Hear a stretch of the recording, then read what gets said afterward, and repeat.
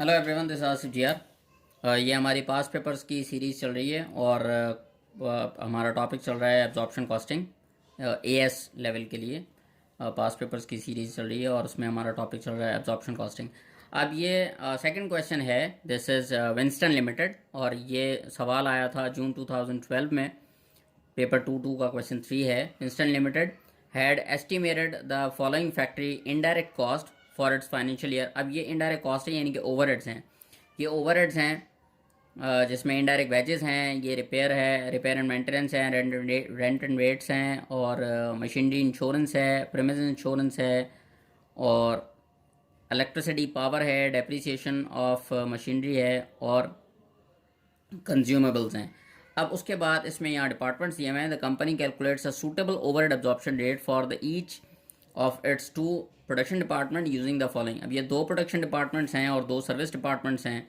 तो service departments जैसे कि मैंने बताया था आपको क्लास में कि सर्विस डिपार्टमेंट जो है वो हेल्प करने के लिए होते हैं प्रोडक्शन डिपार्टमेंट की, और इनको सिर्फ एक्यूरेसी के लिए हम ओवरहेड्स एलोकेट करते हैं इन पर और फिर वापस रीअपोर्शनमेंट कर लेते हैं इनकी अपने प्रोडक्शन डिपार्टमेंट्स पर।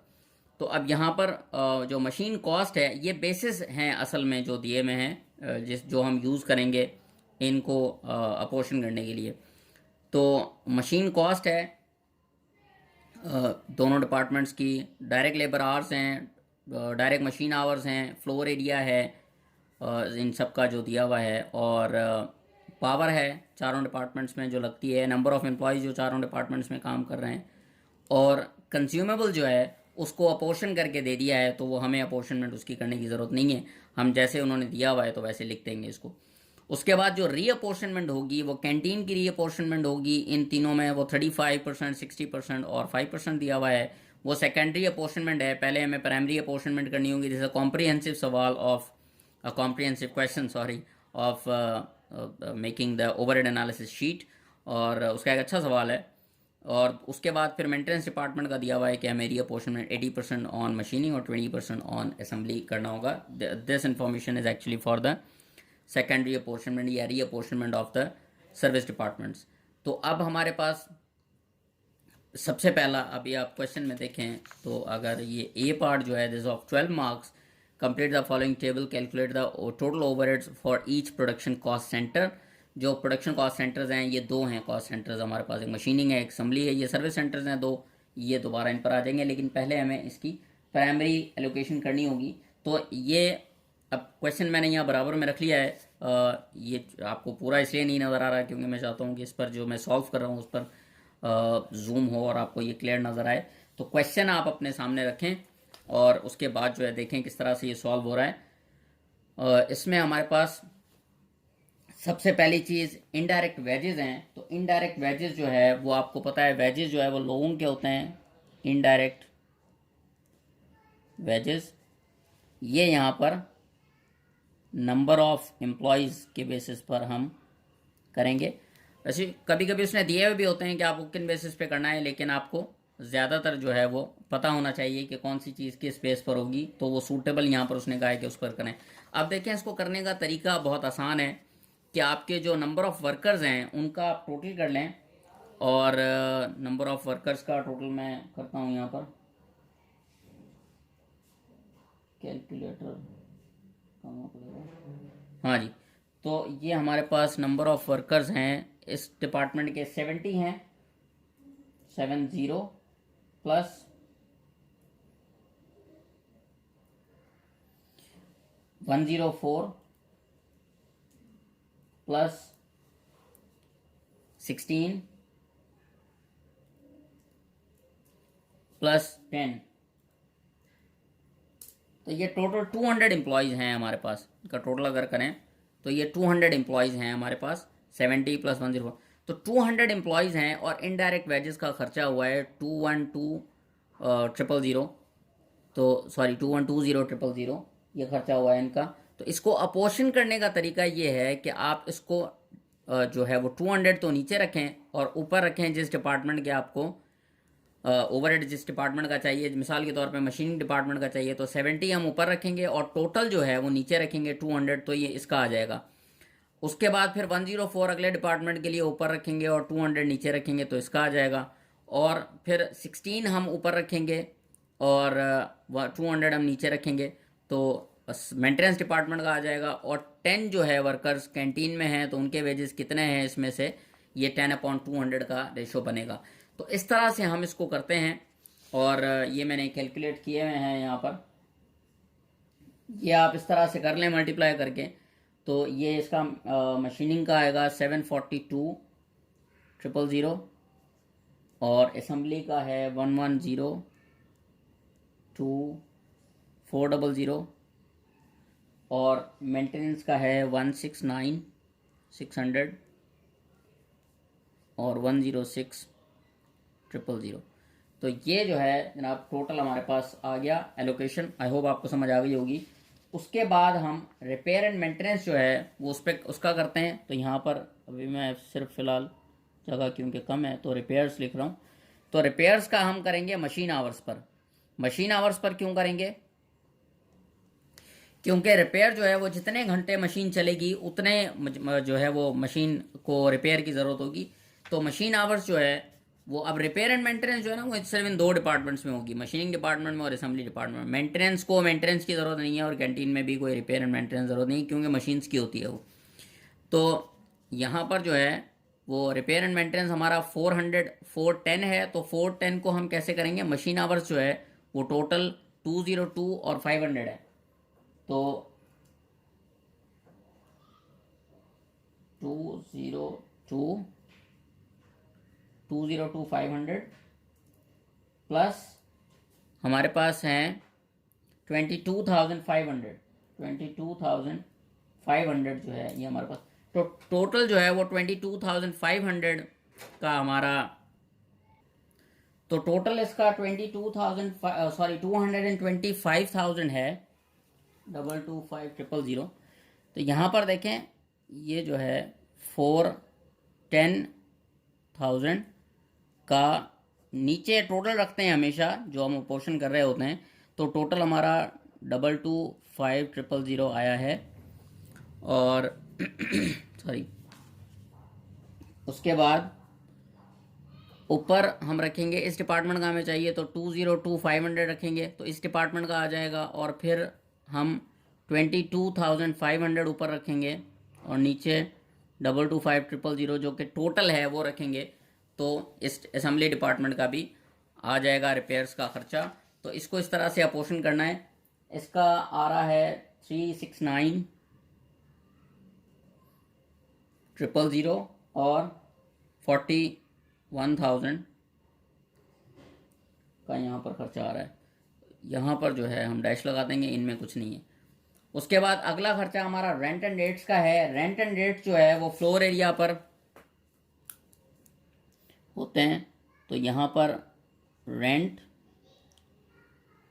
यहाँ पर फ्लोर एरिया, ये हम लिखेंगे। और अब आप देखें कि फ्लोर एरिया हमारा है 9,000 प्लस 20,000 का फ्लोर एरिया टोटल हो रहा है। तो हमारा जो रेंट है, मैं यहाँ वर्किंग, चलो अभी जगह है यहीं कर देते हैं। रेंट हमारा है 53,000 है, इनटू टोटल कितना आ रहा था फ्लोर एरिया, ये स्क्वायर मीटर्स में है। तो 20,000 स्क्वायर मीटर टोटल जगह है हमारे पास, और उसमें से जो मशीनिंग डिपार्टमेंट यूज़ कर रहा है वो 9,000 स्क्वायर मीटर यूज़ कर रहा है। तो वो हम ऊपर रखेंगे। 8,000 स्क्वायर मीटर ऊपर रखेंगे तो असेंबली डिपार्टमेंट का आ जाएगा आउट ऑफ 20,000, और 2,000 ऊपर रखेंगे तो रेंट आ जाएगा मेंटेनेंस डिपार्टमेंट का आउट ऑफ 20,000। नीचे हम 20,000 रखेंगे, और ऊपर 1,000 रखेंगे तो कैंटीन का आ जाएगा। तो ये हमारी इसकी अपॉर्चुनमेंट हो गई। दिस इज 23,850 और 21,200 और 5,300 और 2,610। ये हमारी इसकी हो गई। अगला हमारा जो है वो है प्रेमिसेस की, सॉरी, मशीन इंश्योरेंस। तो मशीन की जो इंश्योरेंस है वो मशीन की कॉस्ट पर होगी। इंश्योरेंस जो है आपको पता है कॉस्ट के हिसाब से होती है, मशीन इंश्योरेंस।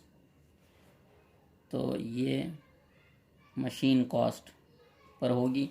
अब ये मशीन इंश्योरेंस, मशीन कॉस्ट कितनी है ये यहाँ पर है, इसका हम टोटल कर लेते हैं। Machine cost is 617500, 617500 plus 332500,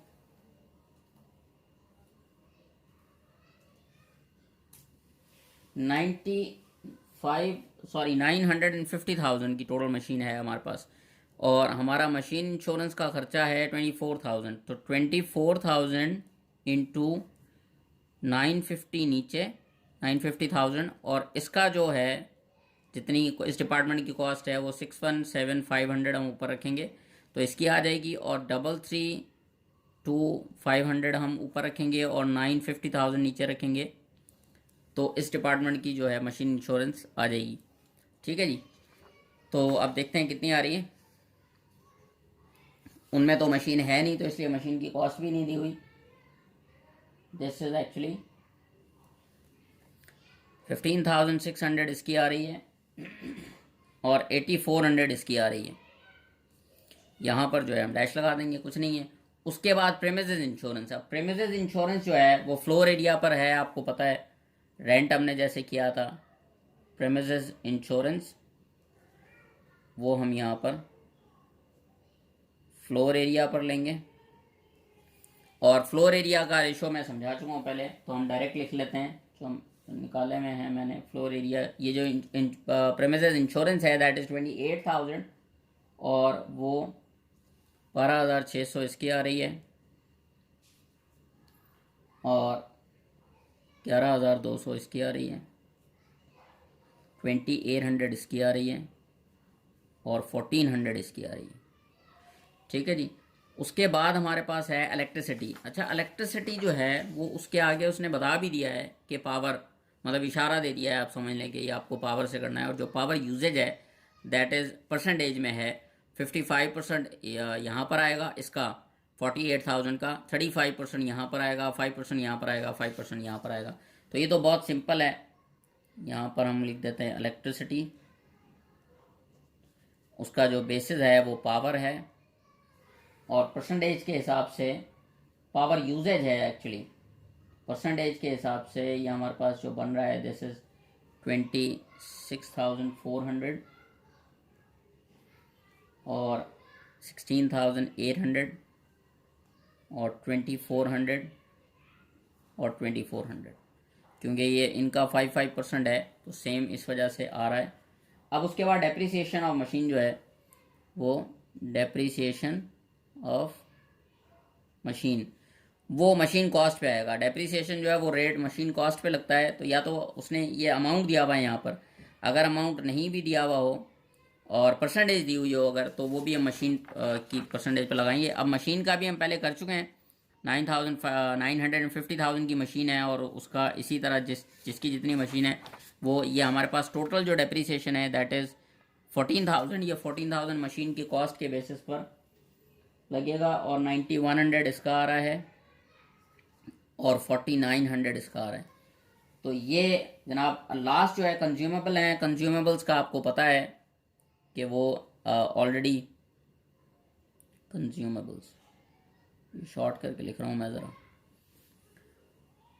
consumable जो है वो ऑलरेडी एलोकेटेड हैं, तो यहाँ पर उसने जो बताया है हम उतना ही लिख देंगे।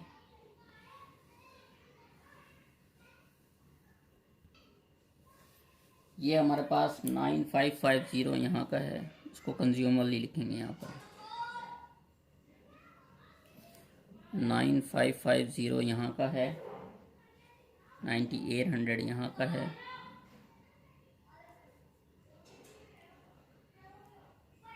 550 यहाँ का है, और 1,250 यहाँ का है। ये जी टोटल हमारी अपॉर्चनमेंट हो गई। अब इसके बाद हम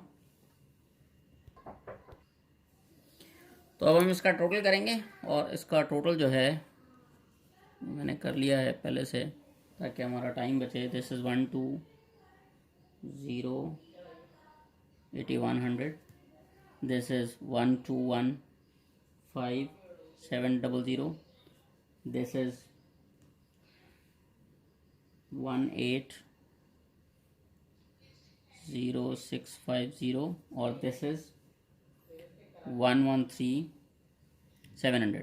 अच्छा जी, अब इसने क्योंकि बताया है पहले से कि हमारा जो कैंटीन है वो यहाँ पर आप सवाल में अगर देखें तो कैंटीन के जो ओवरहेड्स हैं वो तीनों डिपार्टमेंट्स में जाएंगे। 35% असेंबली में मशीनिंग में जाएगा, 60% असेंबली में जाएगा और 5% जो है वो मेंटेनेंस में जाएगा। तो हम यहाँ पर अब ये 113700 जो है इसको हमने अपोर्शन करना है जो परसेंटेज उसने बताई है उसके हिसाब से। तो यहाँ पर हम ब्रैकेट लगा देंगे और ये यहाँ पर 35% है और 35% इसका बनता है 39795 और यहाँ पर 60% है क्योंकि तो इस वजह से 68220 ज़्यादा बन रहा है यहाँ पर। और इस डिपार्टमेंट का मेंटेनेंस डिपार्टमेंट का कैंटीन को का खर्चा एलोकेट होगा 5685। तो ये इस तरह से एलोकेशन हो गई। उसके बाद हम इसका टोटल करते हैं अपने पास और वो टोटल जो है वो यहाँ पर माइनस होगा, दैट इज़ 186335। और ये देखें यहाँ पर इसने बताया हुआ है कि इसका मेंटेनेंस का 80% जो है वो इसका मेंटेनेंस का 80%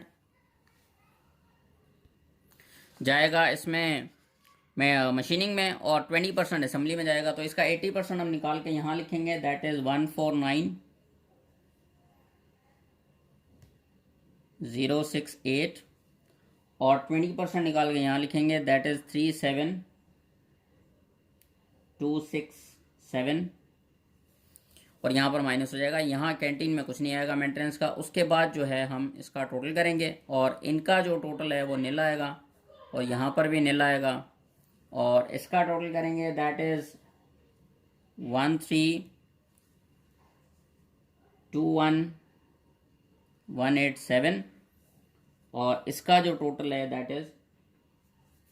अच्छा, यहाँ पर हम ये कैंटीन की अपॉर्चनमेंट है ये परसेंटेज के हिसाब से, गिवन परसेंटेज के हिसाब से हो रही है। यहाँ पर आप परसेंटेज लिख दें। और ये मेंटेनेंस की अपॉर्चनमेंट है, मेंटेनेंस की अपॉर्चनमेंट भी परसेंटेज के हिसाब से हो रही है। तो ये गिवन परसेंटेज जो है वो आप यहाँ पर लिख दें। उसके बाद टोटल ओवरहेड्स, ठीक है ना, ये यहाँ पर आ रहा है हमारा, टोटल ओवरहेड। टोटल ओवरहेड जो हमारा है वो इसका तो ये आ गया और इसका टोटल है 1396963। तो 1396963 ये इसका टोटल है। ये टोटल ओवरहेड्स आ गए। अब इसको हम जो है वो डबल लाइन कर देते हैं क्योंकि हमारा ये काम कंप्लीट हो गया है। तो ये हमारा ए पार्ट कंप्लीट हो गया। बी पार्ट में उसने कहा है कि ओवरहेड एब्जॉर्प्शन रेट आपको निकालना है फॉर ईच प्रोडक्शन डिपार्टमेंट, जिसमें मशीनिंग का है और असेंबली का है।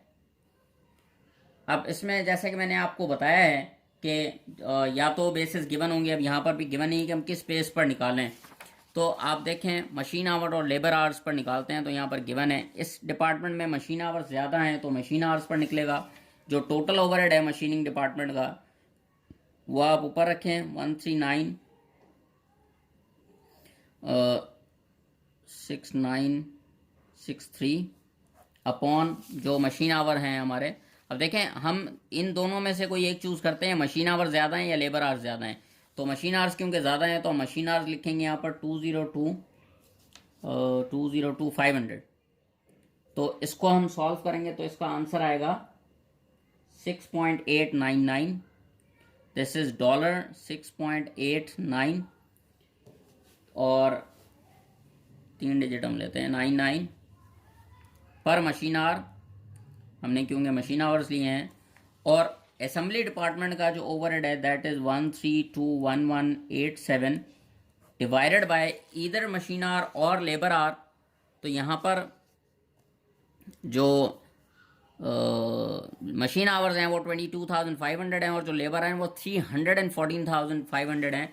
तो हम डेफिनेटली ये लिखेंगे 314,500 और इससे सॉल्व करेंगे और आंसर हमारे पास आएगा दैट इज़ $4.201 पर लेबर आवर। ठीक है जी, ये हमारा बी पार्ट कंप्लीट हो गया। तो ये हमारा ओवरहेड एब्जॉर्प्शन रेट आ गया। ओवरहेड एब्जॉर्प्शन रेट जो है वो मशीनिंग डिपार्टमेंट का 6.899 पर मशीन आवर है। और इसका मतलब ये है कि मशीन आवर जितने लगते हैं उस पर मशीन आवर पर इतना ओवरहेड का खर्चा आता है। ये हमारा एस्टिमेटेड है। और उसके बाद क्योंकि वो सारा उसने एस्टिमेटेड ही दिया हुआ था, सवाल के शुरू में अगर आप देखें तो ये यहाँ पर उसने लिखा हुआ है कि had estimated the following factory indirect. ये सारे ओवरहेड एस्टिमेटेड हैं कि हम एक साल अगर काम करेंगे तो फॉर इट्स फाइनेंशियल ईयर तो हमारी इतनी कॉस्ट तकरीबन लगेगी। क्योंकि देखें ये चीज़ें ऐसी हैं, इनडायरेक्ट वेजेस हैं और रेंट एंड रेट्स हैं और इलेक्ट्रिसिटी है, इंश्योरेंस है, जो हम ज़ाहिर है फर्स्ट जब स्टार्टिंग ऑफ द ईयर होता है तो हम एस्टिमेट करते हैं कि कितना लगेगा। तो उसके बाद हमें साल के एंड पे एक्चुअल पता चलता है। तो अगर आप इसका सी पार्ट देखें, इसके बाद ये ए और बी हमने कर लिया, तो सी पार्ट अगर आप देखें तो उसने यही कहा है कि अब ये the actual result for the year ended 30 अप्रैल 2012 पर। अब ओवरहेड जो एक्चुअल है वो ये है $1,410,000 और $1,410,000 और $1,312,000 इन दोनों डिपार्टमेंट्स के ये एक्चुअल इनडायरेक्ट कॉस्ट या ओवरहेड्स लगे हैं साल के आखिर में हमें पता चला। तो अब देखें, और जो आवर्स काम हुआ है वो मशीन आवर्स इतने इतने काम हुआ है और लेबर आवर्स इतने इतने काम हुआ है।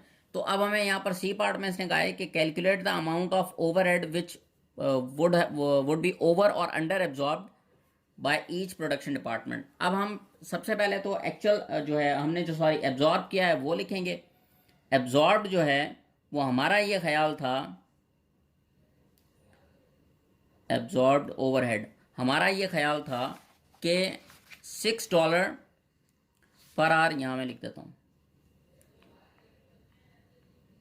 ये हम मशीनिंग डिपार्टमेंट का कर रहे हैं और यहाँ पर फिर आ जाएगा असेंबली डिपार्टमेंट का। हमारा ये ख्याल था, यहाँ ऊपर लिख देता हूँ मैं थोड़ा, कि ये इसमें जो हमने कैलकुलेट किया कि 6.899 का खर्चा आएगा पर मशीन आवर, 6.899 का खर्चा आएगा पर मशीन आवर, एक मशीन आवर पर $6.99 का खर्चा आएगा, जबकि काम हुआ है 195,000 आवर्स। तो 195,000 आवर्स के हिसाब से ये खर्चा होना चाहिए था 134 और 1345 और 500, इतना खर्चा होना चाहिए था। ये एब्जॉर्ब्ड है, ठीक है ना, एब्जॉर्ब्ड ओवरहेड। जबकि उसका असेंबली डिपार्टमेंट का हमें लगता था कि 4.201 इंटू जो लेबर आवर्स लगे हैं, क्योंकि ये पर लेबर आवर है, जो लेबर आवर लगे हैं वो 318,000 है। तो इसका इतना खर्चा होना चाहिए था। ये मल्टीप्लाई करें अगर हम तो दिस इज 1335600। तो ये तो एब्जॉर्ब्ड ओवरहेड है। अब अगर आप इसका एक्चुअल ओवरहेड जो इसने दिया हुआ है वो नीचे रख दें तो आपको डिफरेंस पता चल जाएगा कि कितना ओवर या अंडर एब्जॉर्ब हुआ है। देखें 1410,000 और 1312,000। तो ये आप अगर इसमें से माइनस कर दें या डिफरेंस निकाल लें इसका, तो आपको पता चलेगा ओवर या under absorbed, under absorbed overhead, ठीक है ना। तो अब इसको अगर आप माइनस करें तो नेगेटिव 6400 आ रहा है, 64,500 आ रहा है, और इसमें जो है वो 23,600 पॉजिटिव आ रहा है, जिसका मतलब ये है कि दिस इज ओवर एब्जॉर्ब्ड और दिस इज अंडर एब्जॉर्ब्ड। तो यहाँ पर आप देखेंगे हमने एस्टिमेट किया था कि 1.345 मिलियन का खर्चा आएगा, जबकि एक्चुअली 1.41 का मिलियन का खर्चा आ गया। तो इसका मतलब है कि हमने अंडर एस्टिमेट किया था, यानी कि अंडर एब्जॉर्ब किया था। यहाँ पर हमने खर्चा 13,35,600 जबकि 1.312 मिलियन का खर्चा आया है, जिसका मतलब है कि 23,600 हमने ओवर एस्टिमेट किया था। तो ये है जी इसकी सॉल्यूशन ओवरहेड एब्जॉर्प्शन की। जो प्रैक्टिकल क्वेश्चन थे उसके बाद जो है वो थ्योरी का क्वेश्चन है कि इसको आप एक्सप्लेन करें जो कि ये क्या हुआ है, तो वो मैंने आपको बता भी दिया है, इसमें आप ये लिख सकते हैं। Thank you very much for watching the video.